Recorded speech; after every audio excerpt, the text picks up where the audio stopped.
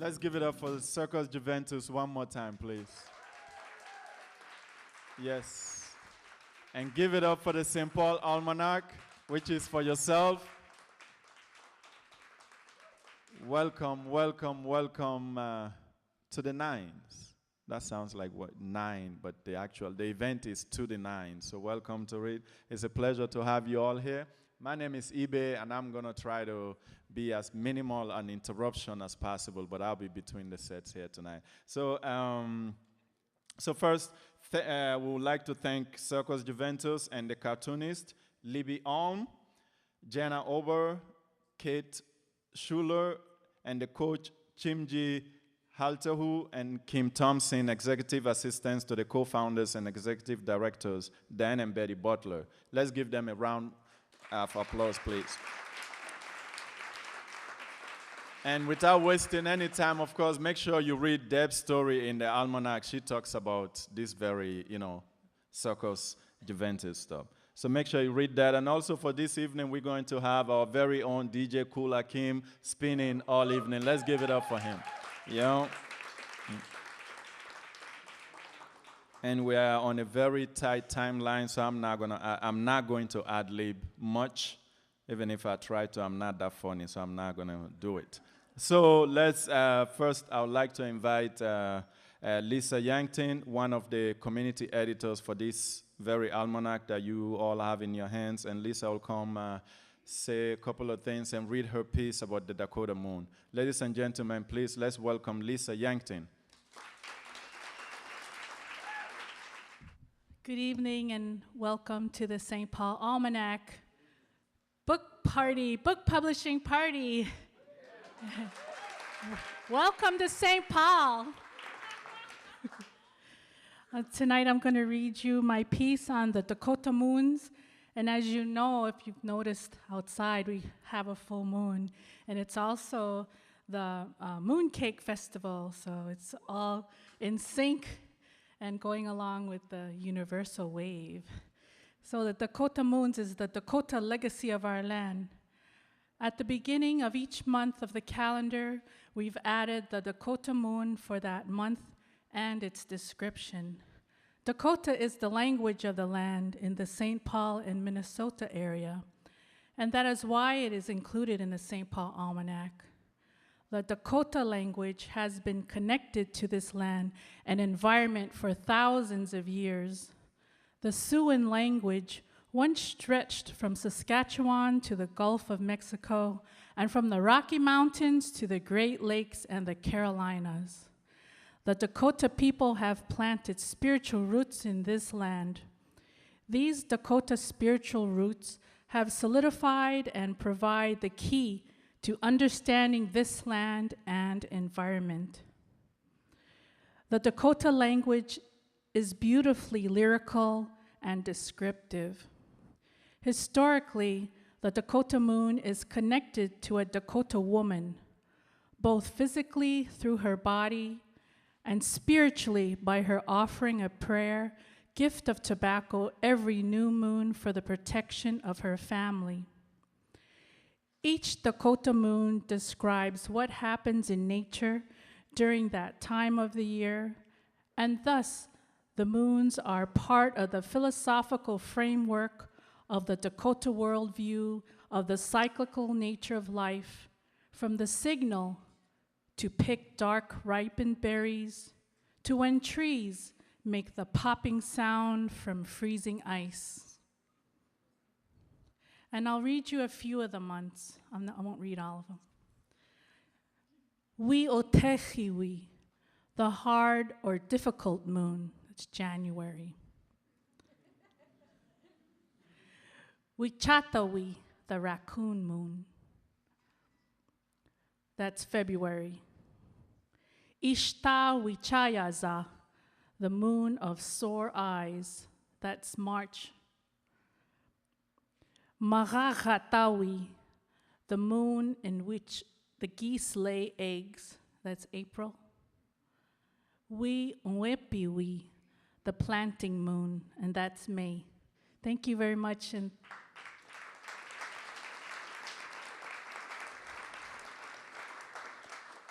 thank you for the great honor of allowing me to speak here before you tonight. And I pray everyone gets home safely from here. Thank you.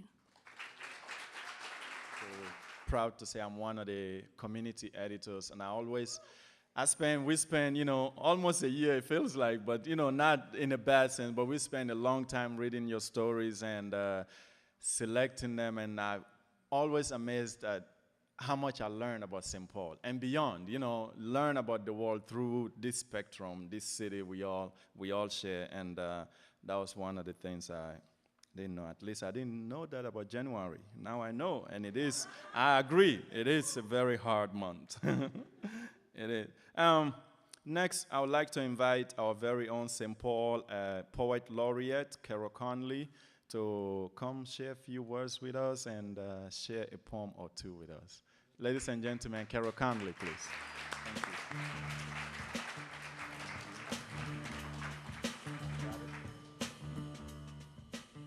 you. Oh, what a beautiful crowd. And a mic that works, which is very rare in my business. This poem is for all of you, and it was written by the late, great Meridel LeSueur, who was a very fine Minnesota poet. Yes, she deserves a round of applause. And she is the grandmother to Dan Tilson and a lot of other Tilsons. Meridel's poem, Communal Global Day. Let us seek each other in the villages of the earth, in the root dark where we live in the dust. Find us singing in the underground vein, the germinal seed in the returning sun, and bring our goodness to enormous, fertile, and perpetual harvest toward zeniths of noon, toward total expansions in crops of brotherhood and sisterhood. Let us await each other in the village field in the new year, risen in the ancestral dust from the furrow from the loom of the people where, amid lamentations, we have loomed our life in pollen, where the leaves forgive the root, and our children rise in perpetual sunrise in immense globular light. We await each other. The light returns on no enemy faces, but on the communal chorus, and that's all of you. We are the communal chorus. Roused in villages of the earth to cry, salute, and sing, shout in choruses of millions, rising toward communications, toward extremities of naders, of total expansion in the entire solar light on all flesh, on all fields and all villages. Roused from sleep, rouse us. Let us seek each other and move from the violent, the broken, the predatory, to the enormous and myriad fertile festival, the global village. We sing together in our 2015 Saint Paul Almanac. Thank you all for being here.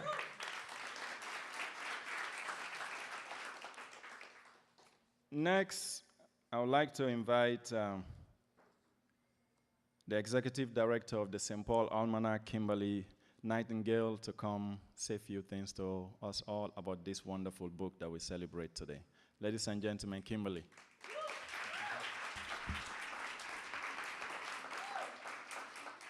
I'm going to keep it real short. It's so beautiful to see you all here tonight. And I want each of you to know that coming here tonight, you become a part of this beautiful process that we call the St. Paul Almanac. It's our 9th year. I'm feeling a little emotional. We didn't think we were going to make it this far, and in some ways, we're really thriving, and it's all because of all of you. And we are the global village right here in our community. It's us. We do it. Our artists, our writers, your stories, you're showing up and getting out and being involved in your community. I want to say a special shout out to everyone who was involved in the book in any way.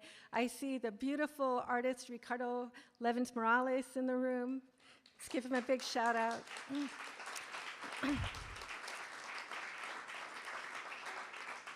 Our beautiful community editors who worked so hard to put this book together, all of the people who volunteered hours and hours to make sure that this book was going to happen. And now please buy it for holiday gifts, and know that each of you in some way is connected to the St. Paul Almanac. Thank you. Thank you for the vision, for bringing the book to all of us. Every great idea starts in somebody's mind, and we are all the better for it.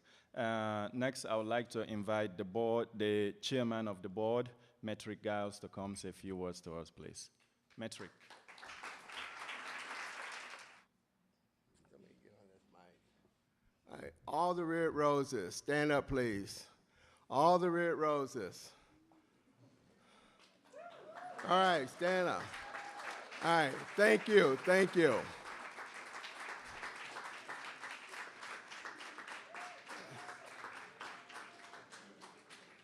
We would not have a publication without the red roses. So we give you a very, very special thanks. Now, I was thinking about myself, what would I do? And I came up with a couple of different reasons why I would get this book here. I started myself.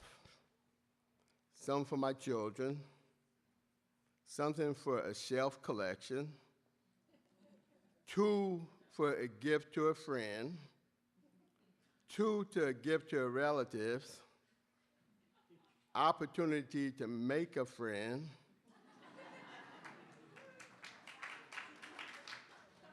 1 to borrow out, and 1 to replace the one that isn't returned once I borrow it out.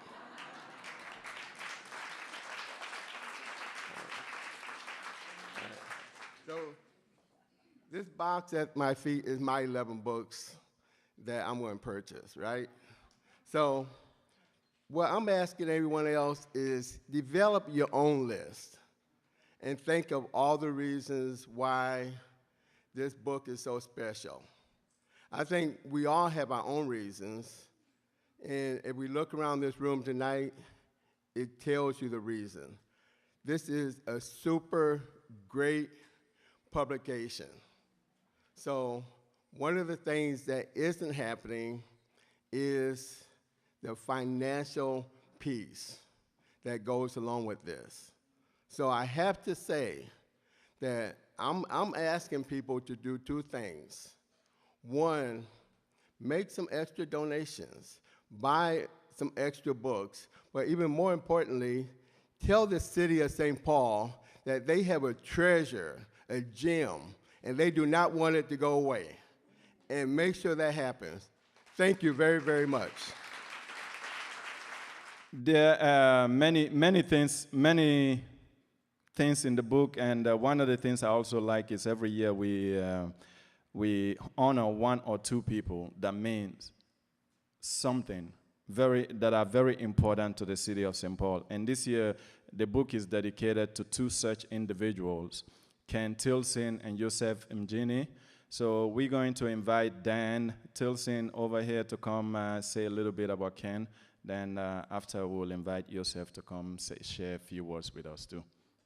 So ladies and gentlemen, Dan Tilson. Mm-hmm.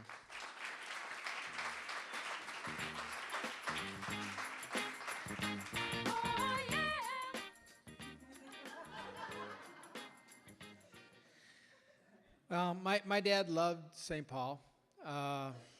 He was born not in St. Paul, but he lived here most of his life, since I think he was about the age of 6.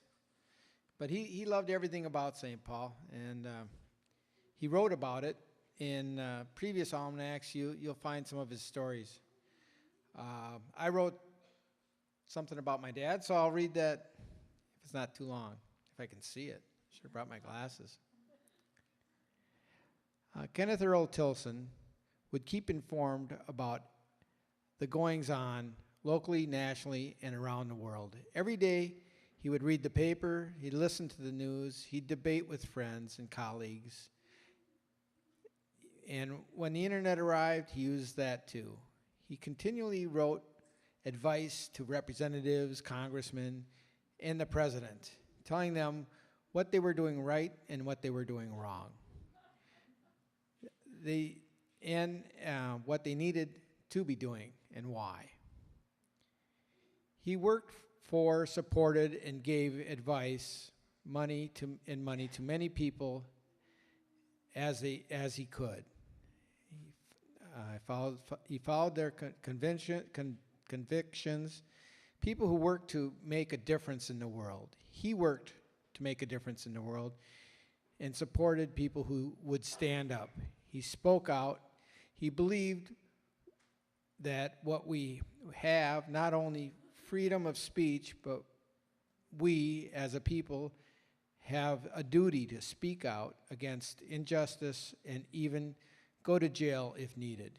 He was not afraid to stand his ground, and he taught us not to be afraid of people in power. He taught us that it was the people who don't stand up, who give their power away, and by standing up, you can take back the power and right the wrong.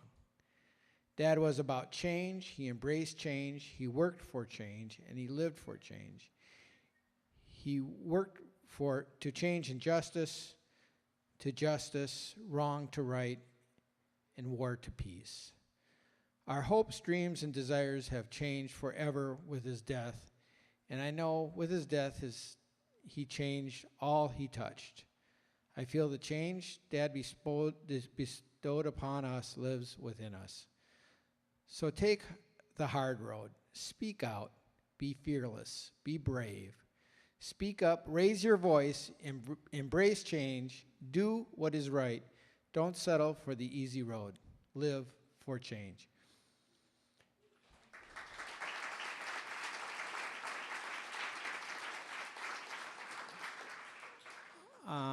Thank you, and I know that he would be deeply honored to have this book dedicated to him, and doubly deeply honored to share that with Yosef and Jenny. And I know that he would be just really in tears over it, actually. So thank you.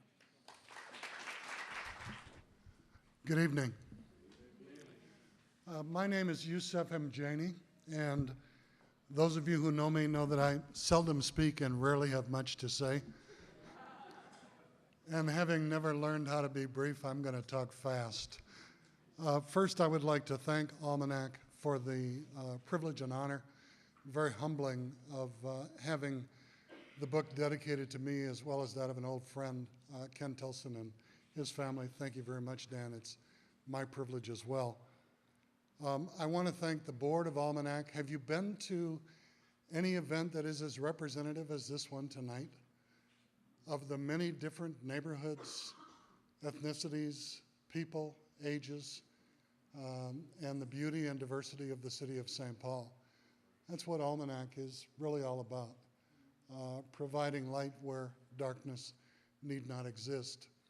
I was fortunate enough to have a short piece called What's in a Name accepted in last year's Almanac, and I understand that we're going to record that and put it on the website so that other people hopefully can enjoy it as well. I am reminded that this is the second book that has been dedicated to me this year because Professor and Elder Mahmoud Al-Kati dedicated his book on race, which was republished after 25 years to me as well, and I want to thank him for the beautiful introduction that he did on the dedication page. When I think of Almanac, I am reminded of an analysis that the Chicago Tribune did of 25 urban metropolitan areas in the United States. And I won't bore you with the definitions of all 25, I'll just pick two. They had both a yuppie, which that phrase was coined in St. Paul, and it didn't mean young, upwardly mobile professional, it meant young urban pioneers. And they had a yuppie definition, and then they had a blue-collar definition. For Minneapolis, they said it was a gay city, it was a city of lakes, it was very cosmopolitan, and a bit hoity-toity. The blue-collar definition of Minneapolis was that it was like a margarita after a bullfight. And I apologize to any of you who have the misfortune of being from Minneapolis tonight. When it came to St. Paul, the yuppie definition was that it was a city of neighborhoods. It was a wonderful place to raise your children or settle down and die in. That the streets rolled up at 10, and the blue-collar definition was that St. Paul was like a cold beer on the hottest day of the year after cutting your grass with an old-fashioned push mower. And I think they could have been writing about Almanac, because that's the way I think of Almanac. When I meet people from Minneapolis and ask them where they're from, they say, Minneapolis. When you meet someone from St. Paul, they invariably tell you the neighborhood that they're from or the subsection of the neighborhood. I live on the western edge of the Rondo, Summit University, Selby Dale neighborhood. And I met someone recently and they said, oh, we're neighbors. And I said, really? And he said, yeah, we both live in Cathedral Hill. And I said, I beg your pardon? I didn't even know where Cathedral Hill was. And I had a bout with, successful bout with cancer over the winter. And my neurologist said, gee, we're neighbors. And I said, really? Where do you live? And he said, Crocus Hill. And I said, okay. But my point is that St. Paul is a city of neighborhoods. And the Almanac calendar highlights and brings to life many of the events and activities in those neighborhoods. This is the 9th anniversary of Almanac. It's also the 9th anniversary of the Selby Jazz Festival, which takes place this Saturday on Milton and Selby from 11:30 to 7:30, and I hope to see all of you there. But I really appreciate what Mentrick had to say. I've given away 5 copies, purchased some more tonight, and I think that this is the best $15 investment that we can make in our city and in our future, particularly because of the access that it provides to existing and emerging writers and artists, and is just such a wonderful collection. It truly is the ice-cold beer on the hottest day of the year after mowing the lawn with an old-fashioned push mower. Again, thank you so very much. God bless you. So, next, I would like to invite one of the senior editors, Pamela Fletcher. Ladies and gentlemen, let's give it up for Pamela, please.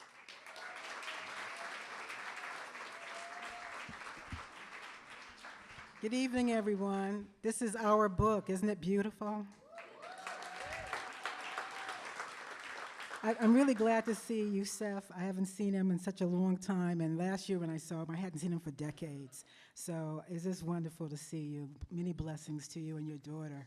Yes, and Dan, I got a chance to meet his father, and it's so wonderful that the book is dedicated to these 2 marvelous individuals. I think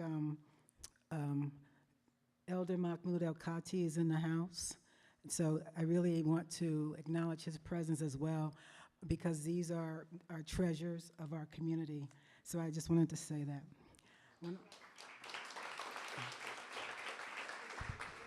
Okay. All right. And, you know, earlier we had this beautiful performance of the young women doing this balancing act, the performers. And it just reminded me of what it takes to make this book happen. It is a balancing act. And we spend a lot of time holding each other up, you know, in very, very graceful and maybe not so graceful ways. But we get it done. And the book comes out to be just a wonderful example of what can happen when you get a diverse group of people together and they have one thing in common, and that is, and one important thing in common as far as I'm concerned as a writer and a reader and an educator, and that is the love of the word and the love of the book. So I really want to thank those of you who work so hard to contribute your work to this text. It's really important. And, you know, and one thing, you know, to piggyback on what Metric said, I just want to put a plug in for, you know, the fact that you can touch this, right? You can bend it, you can look at it, you can put it, you could take it to bed with you, you can be in the bathtub with it. I mean, there's a lot of things you can do with this that you can't do with a Kindle. Okay. So, all right.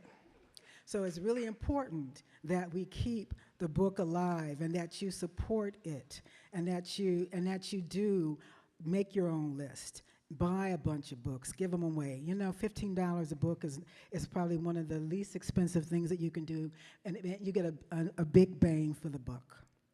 So I'm saying that as an executive director for her. I speak for her a lot, and I'm saying that as the senior editor, one of the senior editors, and all of my friends and whom I call my family, the community editors. You guys are so awesome, and without your hard work and dedication, we would never been able to put this book together. So thank you very much.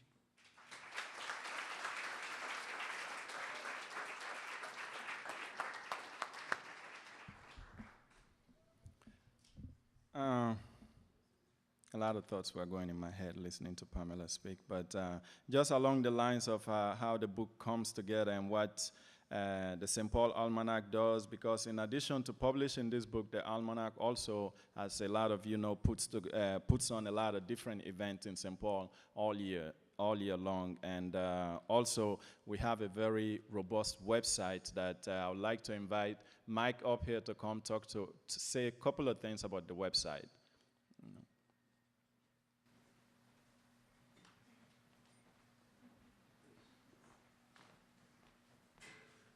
Hello, thank you for being here. I've been really fortunate to be allowed to work on the website for the Saint Paul Almanac and the Storymobile. It's a real treasure, resource for the community. The book is wonderful, but the website is kind of a dynamic thing that we work on every week. It gets updated by Clarence White, the TWISP, This Week in St. Paul. And Tish Jones has her Soul Sounds. So it's a nice collection of everything that's going on every week. If you're looking for something to do, check out our website, stpaulalmanac.org. Thank you. Okay, we're going to continue. We're going to meet our first writer. Lori Herzl is the senior editor for books at the Star Tribune, where she has worked as a writer and editor for nearly 20 years. She has also been a writer and editor at Minnesota Monthly Magazine and at the Duluth News Tribune. She's the author of News to Me, Adventures of an Accidental Journalist, published by the University of Minnesota Press and winner of a 2011 Minnesota Book Award.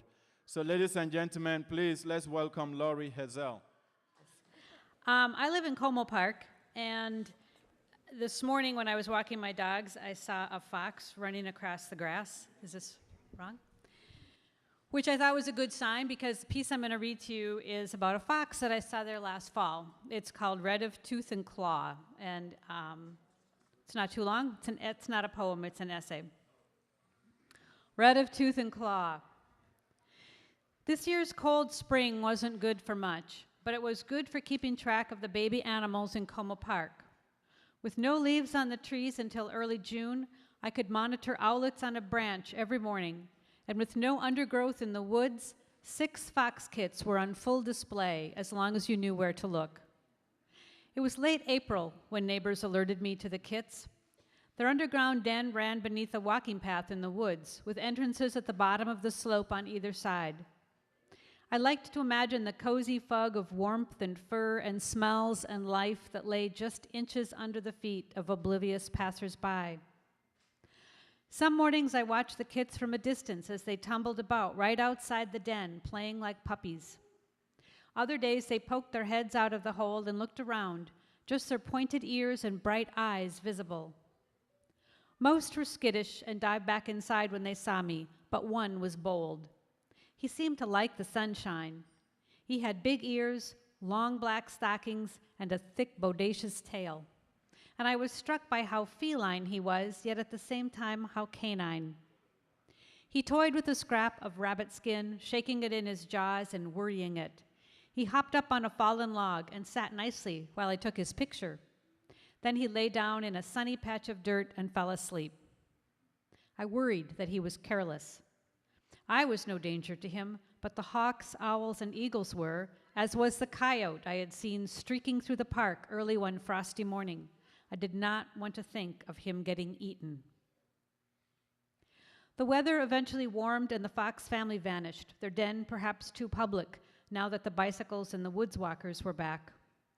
But they didn't go far, and in the autumn, we often saw a fox or two early in the morning, over by the golf course usually, or at the edge of the West picnic grounds just across Horton Avenue from the old den. The West picnic grounds are ringed with woods and studded with bur oak and pine, prime territory for squirrels and squirrel hunting. After a while, I began seeing a fox there so regularly it was almost routine. He had black stockings and a bodacious tail, and he was unafraid of me, and I thought of him as the bold kit, now grown, though of course there was no way to know for sure. In the mornings, I took to saying cheerfully to my dog, Rosie, "Let's go see if we can find any foxes," and we'd head over to the picnic grounds, and about half the time, there he was, curled up under a tree, lurking by the woods, standing boldly out in the open, his rough fur outlined in silver by the rising sun. One morning, he was standing just to the left of the walking path. I stopped, and Rosie, normally a barker, stayed quiet at my side. The fox's russet brown hair was a nearly perfect match for the dead oak leaves that blew across the grass, but his fur glowed with a vibrant sheen the leaves never had. 20 yards away, a squirrel busied itself in the grass, snuffling and chewing, oblivious to danger. The fox and I both saw it. We both watched, and then the fox moved. He went from motionless to full-bore sprint in a fraction of a second, racing over the grass right past us through the leaves, and it wasn't until the fox was almost upon it that the squirrel looked out and let out a cry of alarm. Rosie did not bark. She stared. So that's how it's done, she might have been thinking. I stared too. Over the years, I had happened across blood and feathers in the snow and small, unidentifiable animal bones, and once a rabbit without a head, eaten, I assume, by an owl. I'd watched a bald eagle sitting on a branch above Como Lake, calmly ripping apart a fish with his sharp yellow beak. But I had never seen the moment of death, had never watched a silent owl swoop out of the night and grab a shrew, or seen a coyote corner a mouse or a rabbit. I had wondered often about the life and death drama that went on in our park every day, every night, invisible to those of us who live safely nearby. It filled me with awe, the beauty of the fast-moving fox, so silent, so focused, so intent on its prey. This was a glimpse into that life and death world. This is how death happens and how life continues. When I told friends about it, I was surprised by how many people felt sorry for the squirrel. Nature is red in tooth and claw and all of that, one friend acknowledged. Still, for me, it's sad to think of a being, human, squirrel, ant, who went out this morning expecting a normal day and instead had his life end. I don't think this is a matter of anthropomorphizing, but it's possible to understand how nature works and yet find it awful and tragic anyway. Yes, it's awful that one must die so that another can live, and yet I felt fortunate to witness it. That silent race across the frosty grass, that streak of russet fur and black legs and bottle-brush tail, that final, fatal pounce. Thank you. She's the recipient of the 2013 Inroads Mentorship Award and a community editor for the Saint Paul Almanac. Yay! And currently sits on the organizing committee for the Twin Cities World Refugee Day. She also loves reading and performing her pieces, but only time will tell if she's any good at it. She is good at it. Ladies and gentlemen, let's give it up for Rebecca, please.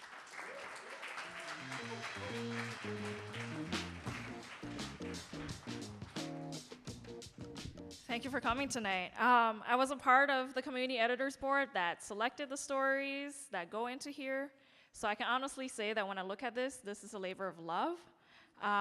If you can hold in your hand and read through it, it really is an honor. So thanks to Kimberly for having me as a part of the process.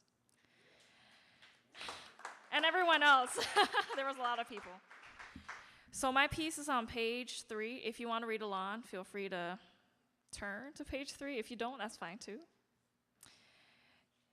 It's called The Case for Snow. I've always liked snow more than rain, though snow is little more than rain turned through a giant moody freezer in the sky. On days I forget my umbrella, snow would announce a surprise visit like a grandmother, gently petting my hair with 6 fingers of gray velvet, while shaking its head at my perpetual disregard for changing weather. Rain would whip me with a tongue splashing with anger, while I stumbled on how I forgot an umbrella. And I was always unprepared. Snow would give in to my warmth. Rain would make itself at home in my shoes, my socks, my shirt. Give up nothing. Snow would stay where it fell. Rain would rush to whatever was lowest. I've wanted to stay. To move meant sacrifice. It meant not having enough to stay where I was. It meant having to start over from whatever was lowest. Thank you. He is a graduate of the Department of Chicano and Latino Studies at the University of Minnesota Twin Cities and an involved activist in the Latino community.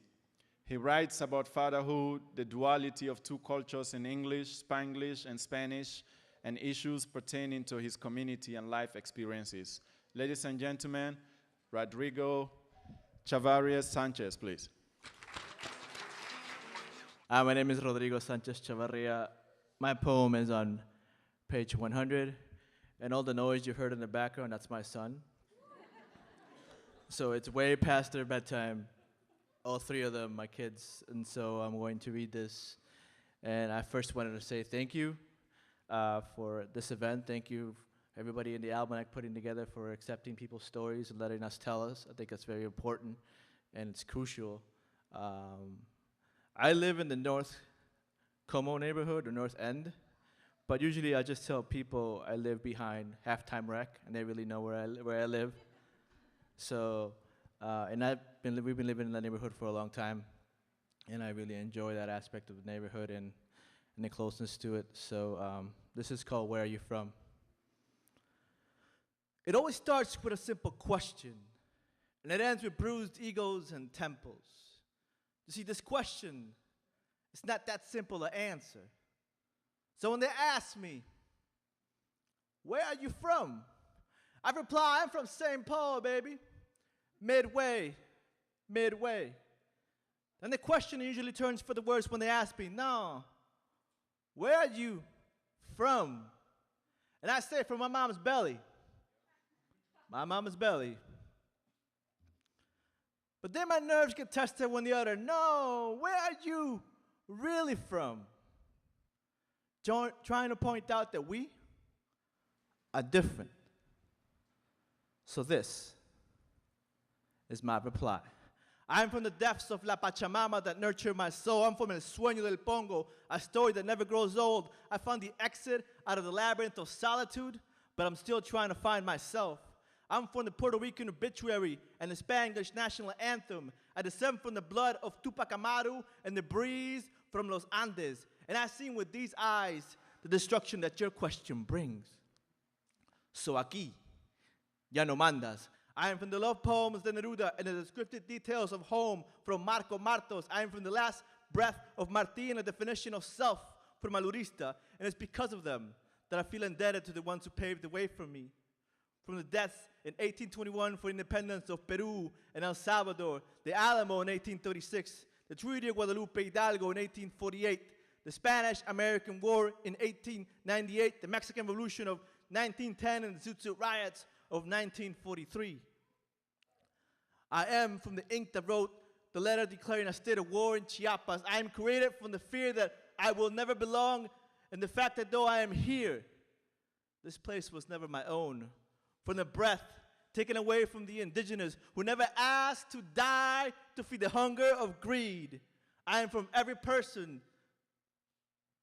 People came before me and gave me this calling to write, and from every child who was scarred because they could not speak English.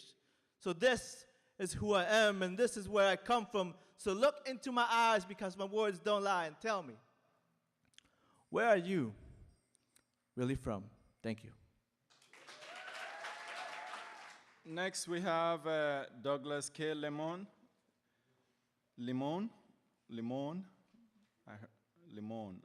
Okay.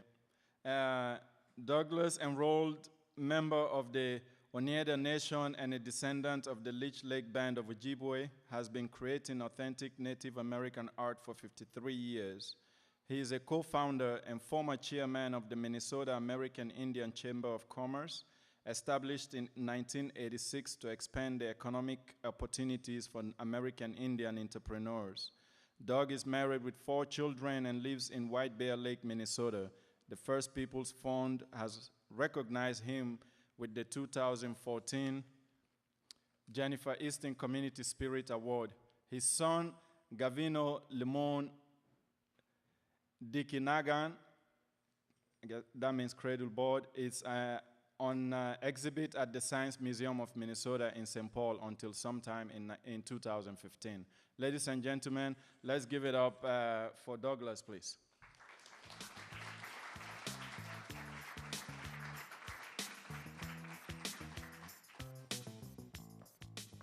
Wow, I have to come up after Rodrigo there. That's did I say his name right? Yeah. I'm a visual artist. My name is Doug Limon. My mother is Turtle Clan from Oneida. My father is Bear Clan from from the Leech Lake Band of Ojibwe. And the story I'm going to read to you is about the Deaky-Noggin, the cradle board where the baby is carried in. It's becoming a lost art, lost tradition. And when my youngest son, who was going to dance for you tonight, he's 5 now, when he was born, we wanted to put him in a cradle board and raise him in a cradle board. And we couldn't find anybody around here that could teach us how to make an Ojibwe cradle board. So I called my sister, who is the Tribal Historic Preservation Officer at Leech Lake. She gave us the name of a woman in her 70s, but we couldn't get a hold of her. She didn't have call waiting or anything, no answering machine. And so we just happened to be going to an art show in Saginaw, Michigan in the next 30 days, and we ran into a woman by the name of Judy Pamp. And she knew how to make the cradle board, so she taught us. And so we started the cradle board project to revive that. We just started a class we're going to do a class in, sorry to say, Minneapolis, the Native American Community Clinic. And when we announced it, we filled the class in 4 hours. So we're very excited about that. But here, my story's on page 232. It's the cradle board project, and it has some images of the cradle boards that I'm going to talk about here. Okay, my art medium is beadwork. I learned to bead the traditional way at age 5 when my mother taught me to bead on a loom. I eventually taught myself the applique method, beading directly onto textiles and art paper. My work has evolved from traditional functional beadwork like headbands, belts, bags, and moccasins to a more contemporary style. My signature beadwork design is a turtle with a unique piece for the shell. Through the use of various contemporary materials, I create one-of-a-kind pieces. I bead directly onto art paper. The finished work is matted, framed, and ready to hang. 6 years ago, I made my first cradle board, or Deaky-Noggin. This new direction was inspired by the birth of my youngest son, Gavino. My wife, Rachel, and I wanted to raise him in a Deaky-Noggin. I could not find someone in Minnesota, however, to teach me how to make a traditional Anishinaabe Deaky-Noggin. Then I went to an art show in Saginaw, Michigan, and met Judy Pamp of the Saginaw Chippewa tribe. She took the time to teach my wife and me how to make one. My Deaky-Noggin is a traditional Anishinaabe style with the exception of the beaded inlay in the backboard. The beadwork, 10 inches in diameter, is made with size 11 glass beads. It took 140 hours of beading time to complete Gavino's Deaky-Noggin beadwork.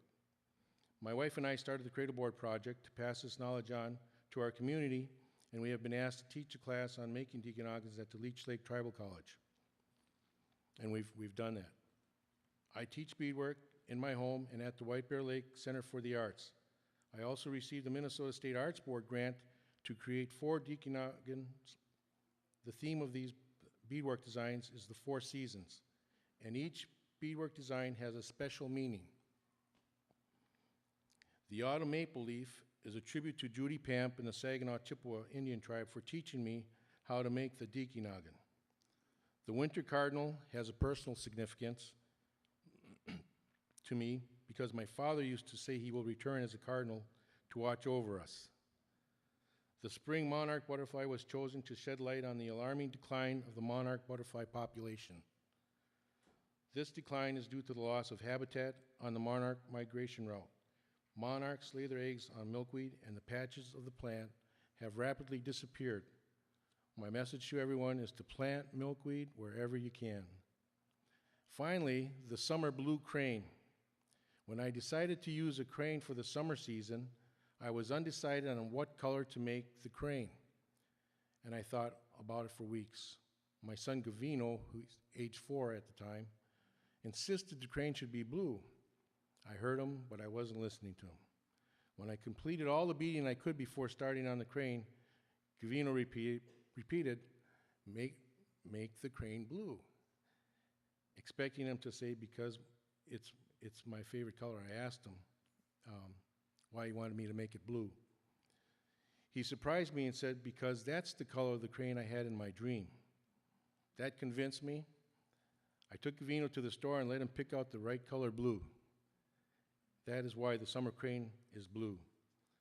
The Cradle Board project has provided an opportunity to educate both Native and non-Native people about the Deaky-Noggin. This Deaky-Noggin is not in use as often as it once was because of boarding schools and assimilation policies that forcibly removed Anishinaabe children from their homes and denied them their cultural education.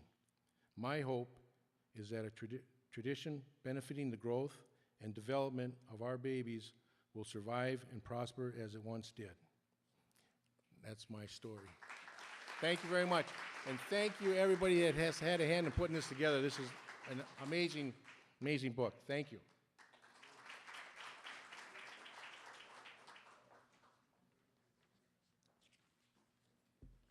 Thank you. Next, we have Gavino Limon.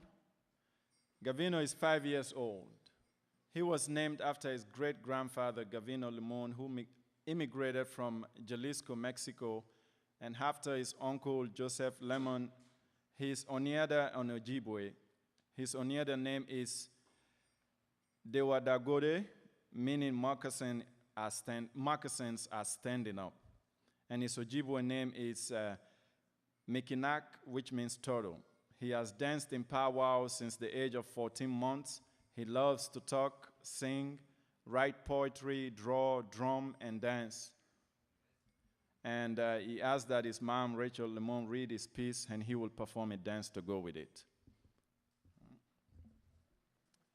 Come on, let's give it up.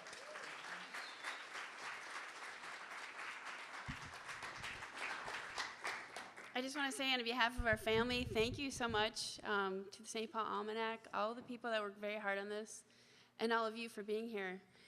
This is really an honor for us, and it's an honor when Gavino dances. He doesn't dance for himself. He dances for you, the people. He dances for his ancestors. If you look on his regalia, he's sitting over there in the corner. His regalia came from his own vision. He chose the colors himself. He chose the ribbons himself. We were at the powwow on Prairie Island, and he said, "Mama, I want that color." And so I spent the summer of last year actually beading it. And I thought, I'm going to bring awareness to the Native American culture, so I actually entered it into the Minnesota State Art Fair, where it won first place, and also the American Sewing Guild Award.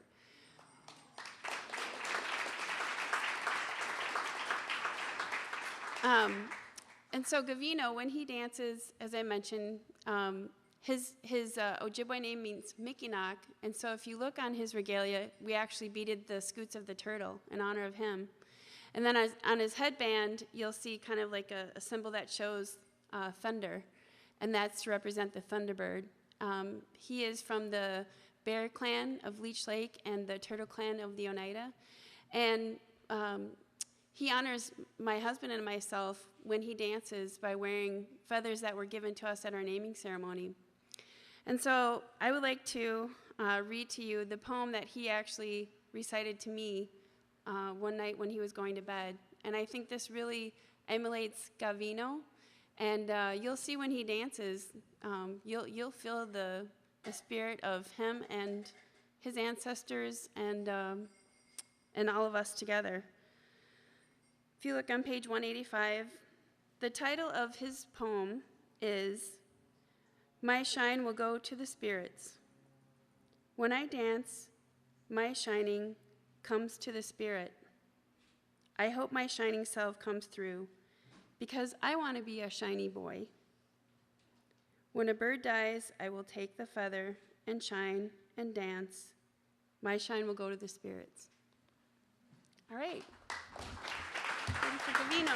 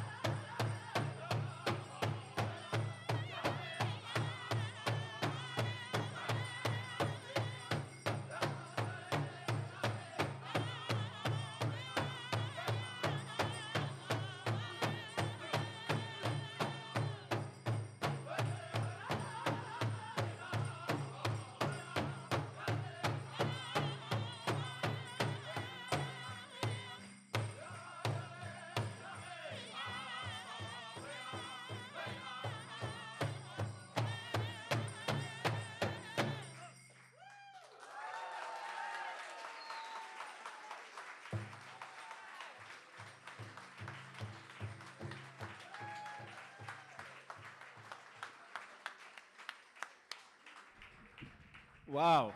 What a way to close out the show. Thank you, Gavino. And thank you all for coming out this evening to celebrate this wonderful book with us. I hope you've heed to Matrix advice to get many copies, especially one to give away and one to replace that, and another one to replace that when you find somebody that you want to give that one, the other one away. So let's all get a few copies, and yes, let's celebrate Saint Paul. Thank you all for coming out this evening. It's been my pleasure. I hope it's been the same for you too. Thank you.